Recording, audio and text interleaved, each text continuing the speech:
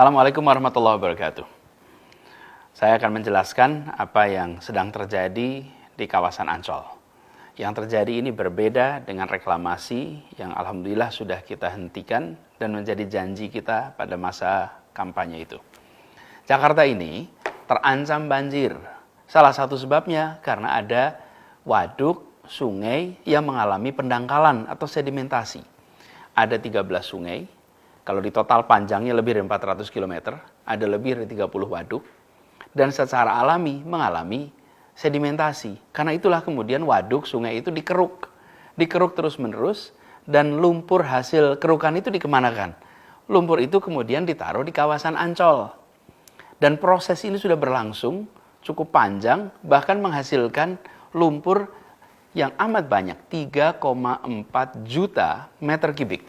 Nah, lumpur ini kemudian dimanfaatkan untuk pengembangan kawasan Ancol. Jadi ini adalah sebuah kegiatan untuk melindungi warga Jakarta dari bencana banjir. Ini berbeda dengan proyek reklamasi yang sudah dihentikan itu. Itu bukan proyek untuk melindungi warga Jakarta dari bencana apapun. Di sana ada pihak swasta berencana membuat kawasan komersial, membutuhkan lahan, lalu membuat daratan, membuat reklamasi.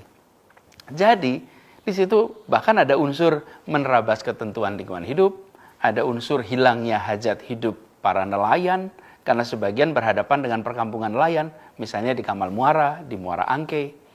Lalu ini juga berhadapan dengan kawasan Cengkareng Drain dan muara Sungai Angke. Efeknya mengganggu aliran sungai ke laut lepas. Jadi bukan membantu mengendalikan banjir, tapi malah berpotensi menghasilkan banjir. Nah, kegiatan reklamasi yang 17 pulau itu, pantai, sudah dihentikan dengan cara mencabut 13 izin atas pantai pulau sehingga tidak bisa dilaksanakan. Lalu 4 yang sudah terlanjur jadi harus mengikuti semua ketentuan hukum dan juga ikut memberikan manfaat bagi masyarakat. Itu janji kita dan alhamdulillah itu sudah dilaksanakan. Jadi alhamdulillah itu sudah tuntas. Jadi kembali kepada soal Ancol ini. Lumpur hasil pengerukan sungai dan waduk itu memang menambah lahan bagi Ancol. Dan penambahan lahan itu istilah teknisnya adalah reklamasi. Tapi beda sebabnya, beda maksudnya, beda caranya, beda pemanfaatannya dengan kegiatan yang selama ini kita tentang reklamasi 17 pulau itu. Dan ini bukan bagian dari kegiatan reklamasi 17 pulau itu. Ini adalah bagian dari usaha menyelamatkan Jakarta dari bencana banjir. Jadi, masalahnya bukan sekedar soal reklamasi atau tidak reklamasi. Masalahnya adalah kepentingan umumnya di mana? Rasa keadilan sosialnya di mana? Ketentuan hukumnya bagaimana? Nah, yang 17 pulau itu tidak sejalan dengan kepentingan umum, kemudian ada permasalahan dengan hukum, ada mengganggu rasa keadilan. Sementara yang di Ancol ini adalah proyek pemerintah untuk melindungi warga Jakarta dari banjir, lalu dilakukan pengerukan sungai, waduk, yang kemudian menghasilkan lumpur. Di situ kemudian muncul yang biasa disebut tanah timbul karena penimbunan lumpur di sana. Jadi pengerukannya oleh pemerintah, pengelolaan lahannya oleh pemerintah, dan pemanfaatannya untuk seluruh rakyat. Jadi apalagi program ini tidak mengganggu kegiatan nelayan, tidak menghalangi aliran sungai manapun menuju laut, dan ini sudah berlangsung selama 11 tahun. Lalu untuk memanfaatkan lahan yang sudah terbentuk itu, yang ukurannya 20 hektar itu, Pemprov DKI harus memberikan alas hukum untuk memenuhi syarat legal administratif.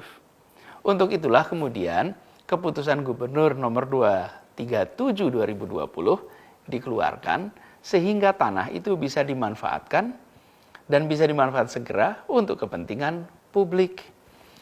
Mungkin jadi pertanyaan, bila yang dibutuhkan itu memang hanya lahan 20 hektar, kenapa pemberian izinnya seluas 155 hektar?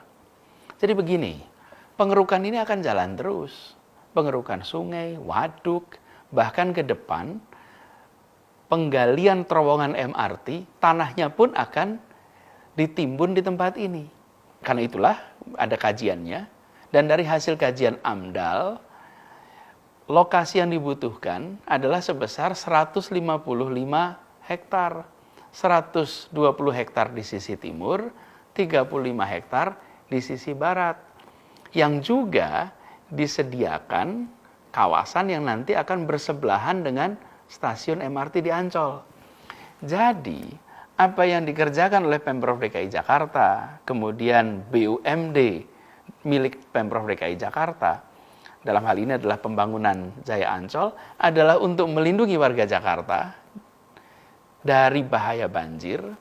Dan kegiatan ini, perluasan ini bukan dipakai untuk kepentingan eksklusif, sekedar komersial, tapi justru manfaat dari lumpur hasil kerukan itu jadi lahan yang dipakai sebanyak-banyaknya untuk manfaat masyarakat di Jakarta.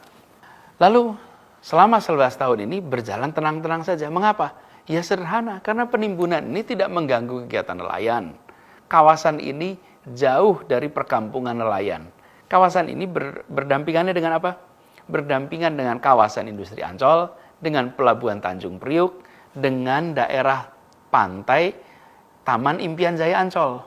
Dan terkait lingkungan hidup, pihak Ancol diwajibkan untuk melakukan AMDAL dan semua kewajiban turunannya.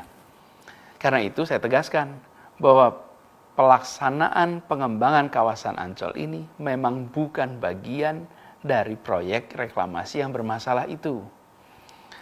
Mungkin jadi pertanyaan, mengapa sekarang jadi ramai, jadi riuh rendah?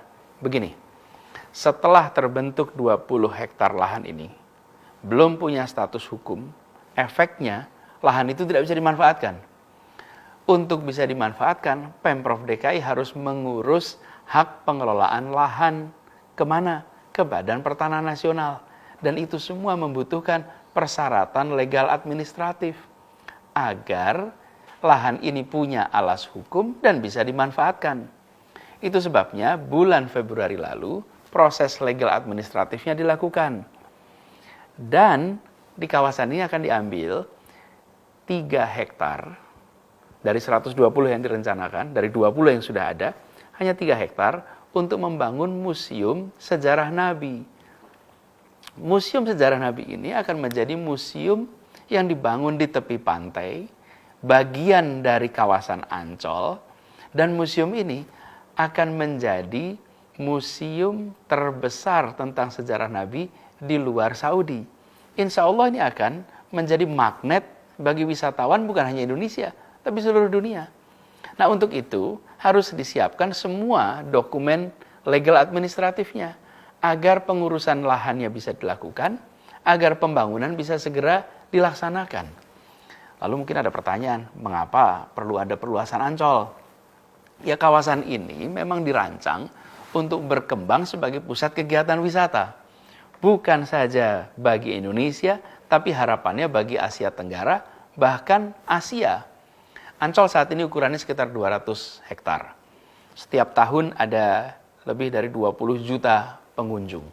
Manfaat ekonominya bagi Jakarta amat besar. Jadi, lahan yang sekarang terbentuk akan dimanfaatkan untuk pengembangan, dirasakan manfaatnya bagi masyarakat luas, dan bukan cuma untuk museum sejarah Nabi, tapi ini menjadi kawasan pantai terbuka untuk masyarakat, dan kita ingin kawasan Ancol ini menjadi yang terbesar dan yang terbaik sebagai kawasan liburan di Asia.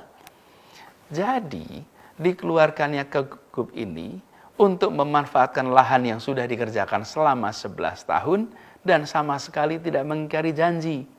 Justru ini menjadi pelengkap bahwa kita memang mengedepankan kepentingan umum, mengedepankan ketentuan hukum, mengedepankan keadilan sosial. Proses pembangunannya pun tidak merugikan nelayan. Dan kawasan ini terbentuk dari lumpur hasil pengerukan sungai untuk mencegah banjir. Jadi semuanya mengikuti ketentuan hukum yang ada. Dan pelaksananya pun adalah BUMD milik Pemprov DKI Jakarta yang harus mentaati semua ketentuan hukum termasuk ketentuan AMDAL.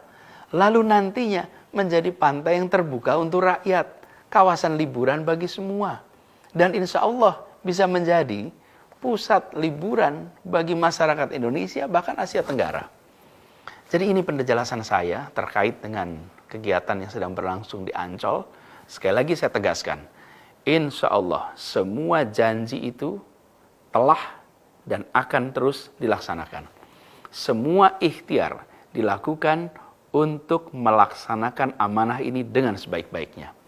Sambil selalu berdoa kepada Allah Subhanahu wa taala, semoga selalu diberikan petunjuk, selalu dibukakan jalan-jalan yang lempang.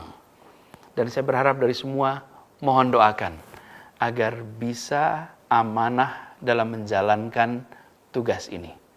Terima kasih. Semoga Allah Subhanahu wa taala merahmati kota Jakarta dan Allah Subhanahu wa taala melindungi kita semua. Assalamualaikum warahmatullahi wabarakatuh.